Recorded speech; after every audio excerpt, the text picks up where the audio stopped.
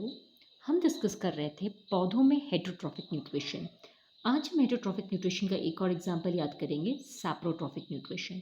ना हम जानते हैं कि सैप्रोट्रॉफिक न्यूट्रिशन में डेड एंड डिकेइंग ऑर्गेनिज्म से फूड को एब्जॉर्ब किया जाता है और हमारे एग्जांपल है मशरूम एंड फंगस।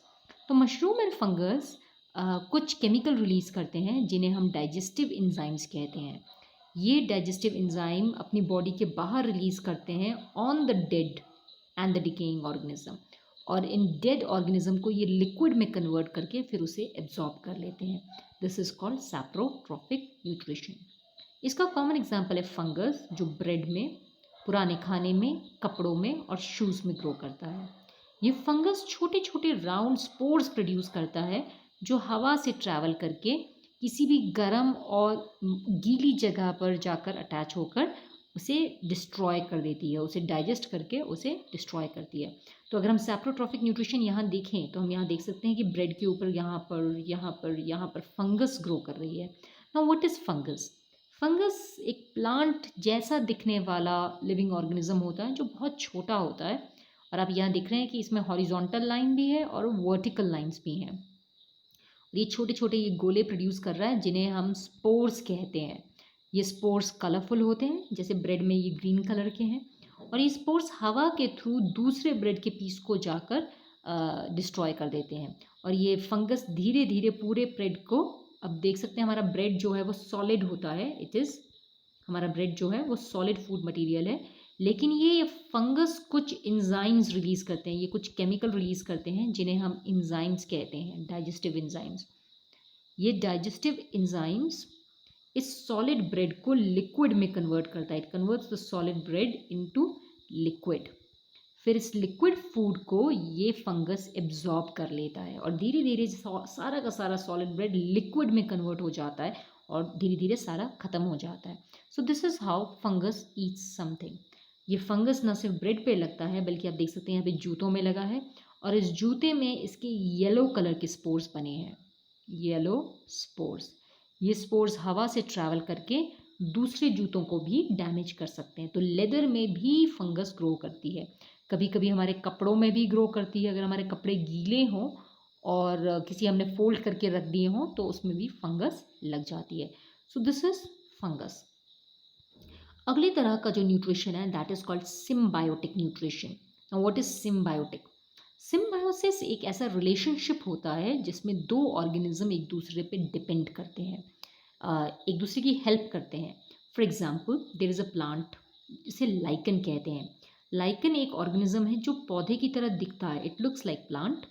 इसमें फंगस और एल्गे दोनों साथ साथ में रहते हैं। एल्गे खाना बनाता है बाय फोटोसिंथेसिस, और फंगस पानी एब्जॉर्ब करता है और शेल्टर प्रोवाइड करता है। इसी तरह से दोनों एल्गी और फंगस एक दोनों दूसरे पे डिपेंडेंट है।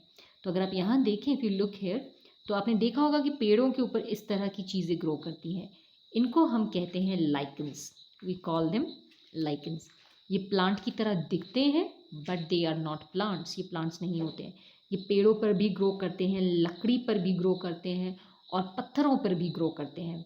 ये लाइकन्स जो होते हैं इनके बाहर इस तरह से फंगस होता है और अंदर ये ग्रीन कलर का जो आपको स्ट्रक्चर नज़र आ रहा है, दिस इज कॉल्ड एल्गे। इसको हम एल्गे कहते हैं। तो एल्गे फोटोसिंथेसिस करता है, यानी कि फूड प्रोड्यूस करेगा by photosynthesis because it is a plant. और जो हमारा फंगस है, ये जो साइड में है, ये वाटर एब्जॉर्ब करता है और ये शेल्टर प्रोवाइड करता है, प्रोटेक्ट करता है एल्गे को। तो इस तरह का रिलेशनशिप जिसमें दोनों फंगस और एल्गे एक दूसरे की हेल्प करते हैं, इसको हम कहते हैं सिम्बायोसिस और symbiotic relationship, right. So this is एक और एग्जांपल हमारे पास जो है वो है राइजोबियम का। राइजोबियम एक बैक्टीरिया होता है, it is a living organism, बहुत ही छोटा लिविंग ऑर्गेनिज्म होता है जो एक खास तरह के पौधों की जड़ों में ग्रो करता है। Now there is a plant, उसकी जड़ें हैं और जड़ों में छोटे छोटे फोड़े होते हैं जिनको हम कहते हैं nodules, we call them root nodules. इस रूट नोड्यूल के अंदर ये बैक्टीरिया ग्रो करता है। Now there is this bacteria, ये बैक्टीरिया इस रूट नोड्यूल के अंदर ग्रो करता है। अब ये एक दूसरे की हेल्प कैसे करता है?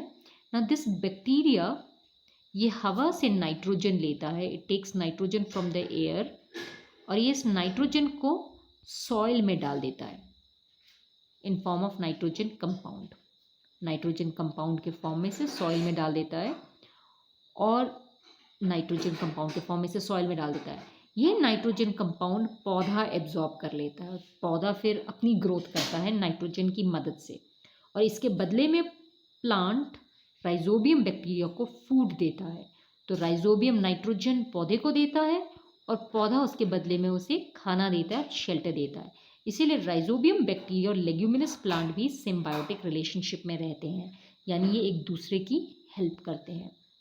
सो अगर हम यहाँ देखें, if you look here, this is a plant, इसको बोलते हैं leguminous plant, we call it leguminous plant. इसको लेग्यूमिनस प्लांट इसीलिए कहा जाता है क्योंकि इसके जो फ्रूट्स होते हैं उन्हें हम लेग्यूम कहते हैं, we call them legumes, scientifically उनको लेग्यूम कहा जाता है। जैसे मटर एक एग्जाम्पल है, ये लेग्यूम है। इस पौधे की जड़ों में आप देख सकते हैं छोटे छोटे गोले होते हैं, इन गोलों को हम बोलते हैं नोड्यूल। ये नया नाम है आपके लिए, इसको नोड्यूल कहा जाता है। और इस नोड्यूल के अंदर ये बैक्टीरिया रहते हैं, आप देख रहे हैं छोटे छोटे ब्लू कलर के बैक्टीरिया है, ये इस नोड्यूल के अंदर रहते हैं। इन बैक्टीरिया को हम कहते हैं राइजोबियम बैक्टीरिया, राइजोबियम बैक्टीरिया। अब ये बैक्टीरिया क्या करेंगे, एयर से नाइट्रोजन लेकर उसे प्लांट को दे देते हैं, they take nitrogen from the air और से वो प्लांट को दे देते हैं। और पौधा क्या करता है, पौधा बैक्टीरिया को फूड देता है। तो ये बैक्टीरिया और प्लांट दोनों ही एक दूसरे की हेल्प करते हैं। आप देख रहे हैं कि नाइट्रोजन बैक्टीरिया पौधे को दे रहा है और पौधा बैक्टीरिया को फूड दे रहा है, तो ये दोनों एक दूसरे की हेल्प कर रहे हैं। तो यहाँ देख सकते हैं ये जड़ है, और इसमें आप ये देख सकते हैं इनको नोड्यूल कहा जाता है। इसको आप बीच से काट देंगे तो ये इस तरह का नज़र आएगा, और इसके अंदर ये राइजोबियम बैक्टीरिया रहता है। This rhizobium bacteria lives inside the root nodules, और ये हवा से नाइट्रोजन लेकर पौधे को दे देता है, राइट, और पौधा उसे एब्जॉर्ब कर लेता है और उसके बदले खाना दे देता है।